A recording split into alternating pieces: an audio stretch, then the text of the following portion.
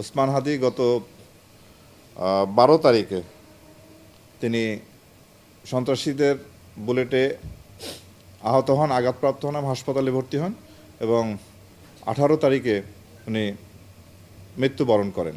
এই ঘটনাটিও সংগঠনের পরপরই এই ঘটনার যে মূল আসামি ফয়সাল এবং আলমগীর তাদের গ্রেপ্তার করার জন্য আমাদের প্রচেষ্টা অব্যাহত আছে এবং তারা গ্রেপ্তার না হওয়া পর্যন্ত আমরা আমাদের সর্বোচ্চ শক্তি দিয়ে কাজ করব এবং ইনশাআল্লাহ আমরা তাদের গ্রেপ্তার করতে সক্ষম হব বলে আমি আশাবাদী। আমরা স্ট্রাইকিং হিসাবে ব্যবহার হব। আপনারা জানেন যে ভোট কেন্দ্রে পুলিশ আনসার থাকবে এবং স্ট্রাইকিং হিসাবে বা মোবাইল ডিউটি হিসাবে বিজিবি, সেনাবাহিনী, র্যাব, কোস্টগার্ড এরা দায়িত্ব পালন করবে।